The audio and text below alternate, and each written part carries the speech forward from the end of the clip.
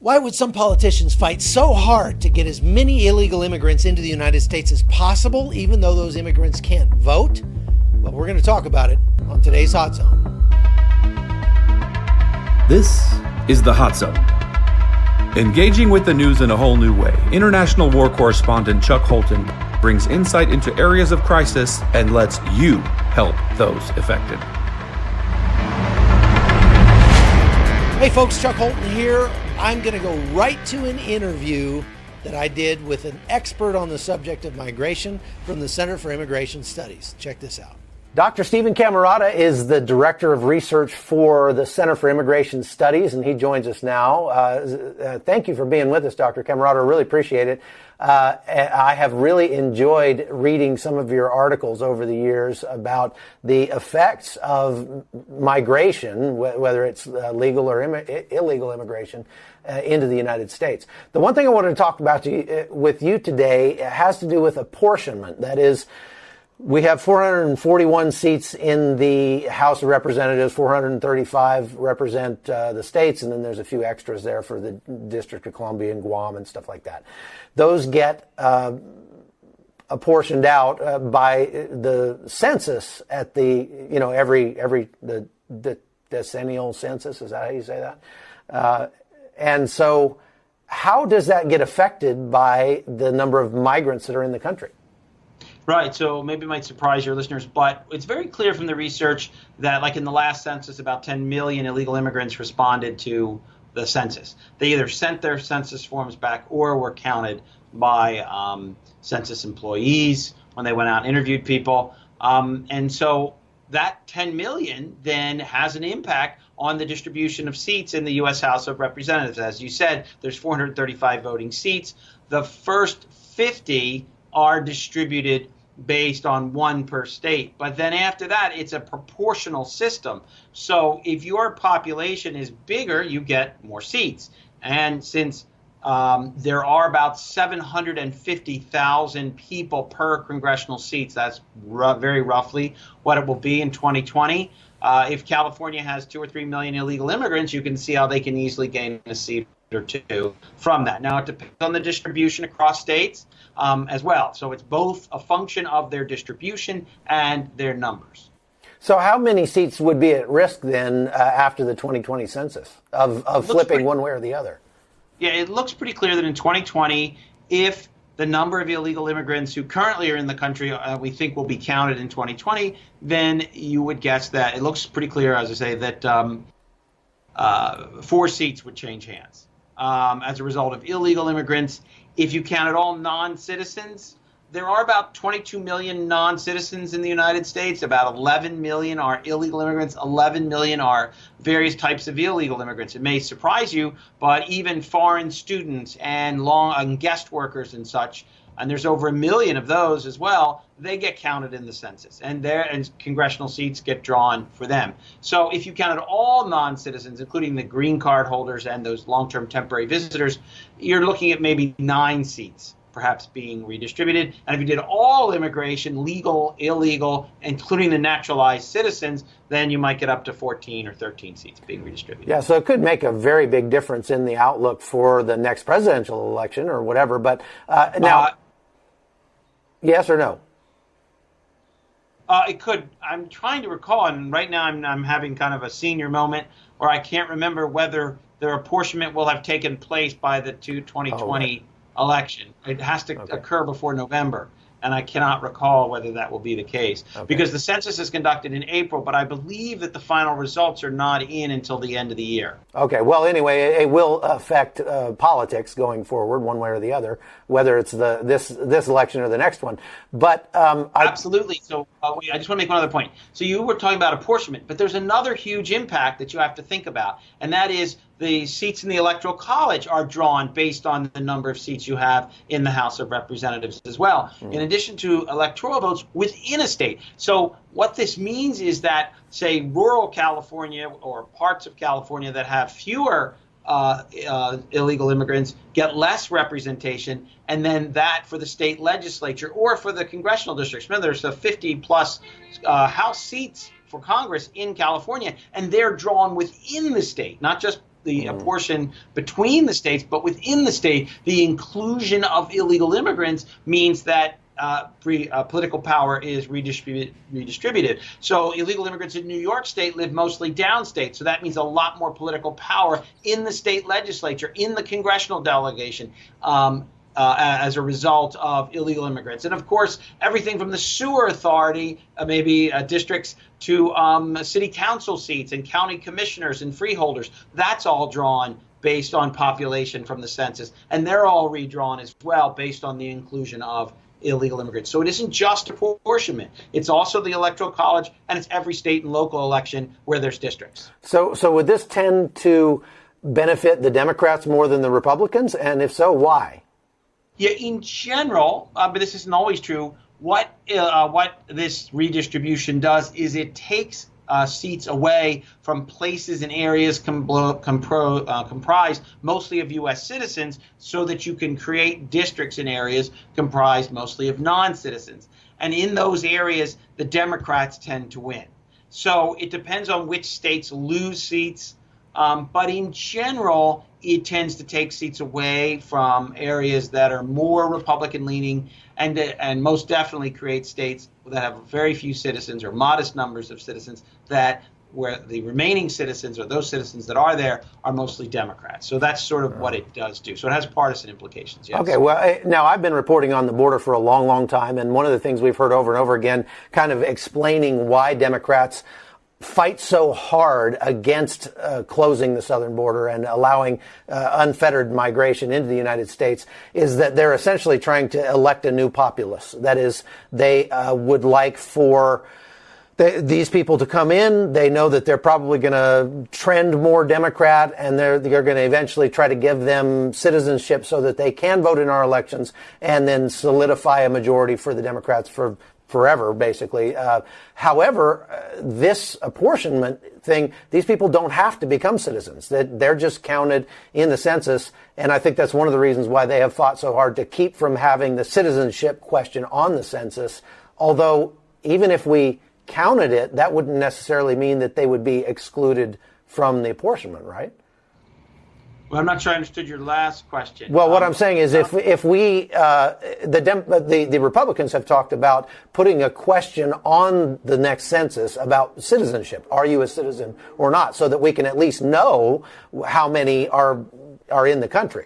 But even if we had that question on there, based on our current law, it wouldn't change the way that things get apportioned, would it?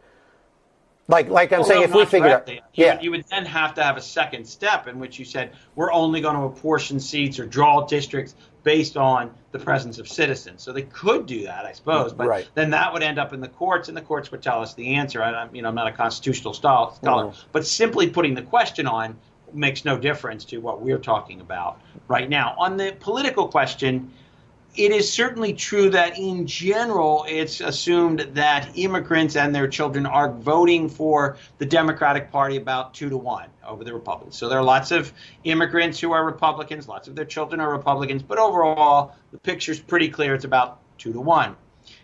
That being said, that probably plays some role. The political interests of the Democratic Party are well served by ongoing mass immigration. However, I think that Democrats mostly see it as a civil rights issue, that people kind of have a right to come to the United States, or if they don't have a right, keeping them out is mean-spirited.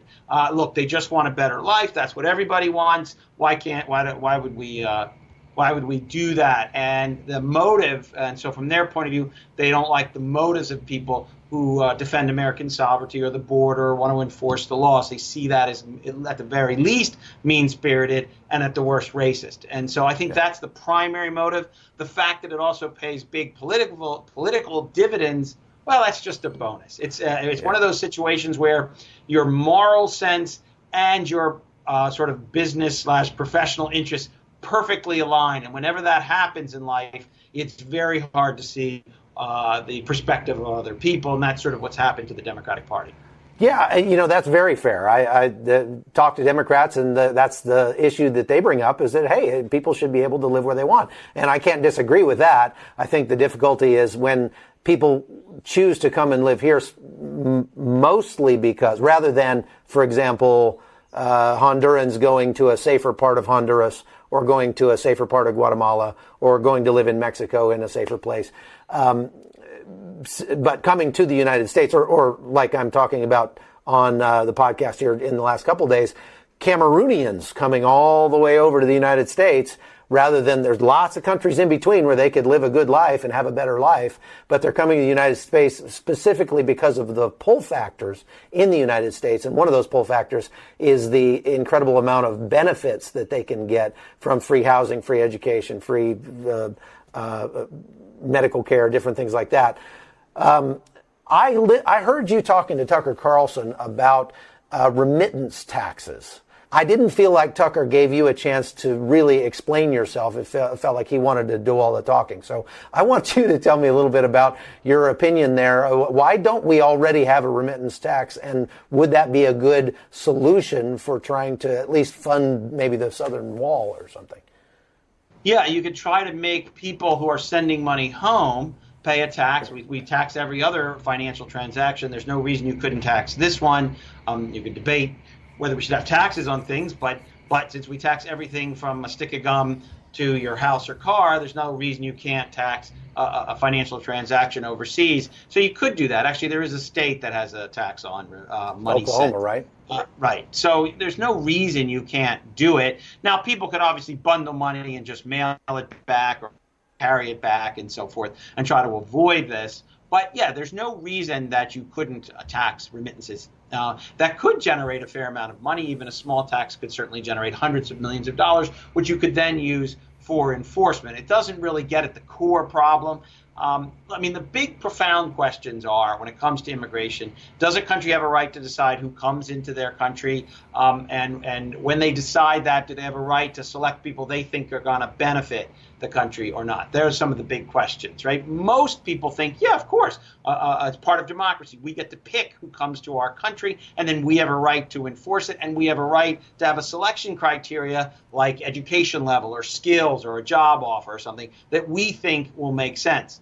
Most immigrants come to the United States to work. Most immigrants work, but they also access welfare programs at extremely high rates as well, because a large fraction of immigrants, especially illegal immigrants, have very modest levels of education. So they earn low wages, pay relatively little in taxes, and then are able to sign their children or themselves up for a host of non-cash, in particular, welfare programs that obviously cost taxpayers many billions of dollars. They don't necessarily come for the welfare, but they may come for the free public education, which is worth a lot. But that is what happens. So why immigration is very different than, say, it was 120 years ago. In 1910, the United States didn't have a welfare state. Today we do. Yeah. And so that's one of the reasons. The other big question you have to ask and decide is, there's a lot of evidence that people at the bottom end of the U.S. labor market, native-born of all races, have struggled. They don't make much money, a large fraction don't work, and this has created a cascading series of consequences for them, for everything from crime to the opioid epidemic, non-marriage when they have children and all that. Right. As a consequence, if you bring in lots of unskilled immigrants, hardworking, eager people, to be nannies, maids, busboys, fast food, restaurant workers, you tend to exert downward pressure. You tend to crowd out the native-born, and as I say, you exert downward pressure on wages, and that can further exacerbate social problems. But of course, that's assuming the immigrant works, and most do. Yeah. So it's not that they came to do that. It's not that there's some desire to harm Americans, sure, but that can be the consequences. Yeah. But our immigration system mostly favors the more affluent in the United States, whether they're college-educated or business owners. I've always said that you can't blame people for, if somebody's giving out free cookies, you can't blame people for getting in line. And that's exactly what happens. They come here, they learn how to use and even game the system. I have some friends I met that came here from Cuba, walked all the way up through the Darien Gap in Panama and made it to the southern border and got in right under the wire with the wet foot, dry foot rule. And then immediately, they came from Cuba where they were making $45 a month between the two of them, husband and wife, as school teachers. Within 2 weeks in the United States, they had signed up for programs in 2 different states. And they learned that they could sign up as 2 single people rather than a married couple and get twice as much money. And they were making $3,200 a month from those programs within a matter of weeks. Now, they both ended up going to work, but they were very careful to work under the table for cash and making $15 an hour or so, living in Miami. And the last time I saw them, they were making $60,000 a year. Now, that's like winning the lottery for somebody in Cuba. And a lot of that money ends up getting turned around and sent back to Cuba to finance the next wave of their relatives to come up and do the same thing. So I think that can happen. Cuba is a special case because, like, they're considered under the same general category as refugees, so they have eligibility upon arrival of all welfare programs, and so that's a special case. But certainly that happens. Yeah, and maybe not to that extent, but we certainly see that cycle of people coming in, either working and or participating in the welfare system, and then turning that money back around, sending it back home to finance their relatives coming up. I live in Latin America. I talk to people all the time who do that. They pool their money to send one of their relatives north, and with the specific intent that relative will get money however he can and send it back and bring the rest of the family at some point. So that's another thing that's got to be addressed for sure. Well, thank you very much for your time. We're out of time for today. I'd love to have you on again. I really appreciate you and your work and the fairness that Center for Immigration Studies brings to the debate around this very important topic for our country. So thanks again. Thanks for having me. All right. God bless you. So that's all we've got for today, folks. Thanks for being a part of the podcast. I hope you'll like and share it. This is first-rate journalism that you're seeing here. This is the kind of thing, the guests that we're bringing you on this show are not your run-of-the-mill everyday people. These are experts who can speak to the topics at hand, and I hope that you'll get something out of that. I hope that it's valuable to you. We're doing our best to give you really good content, and so like and share the podcast, please. And other than that, we'll see you back here again tomorrow. I'm Chuck Holton, and this is The Hot Zone. The Hot Zone is produced by Amy Holton and Livefire Media. Copyright 2019.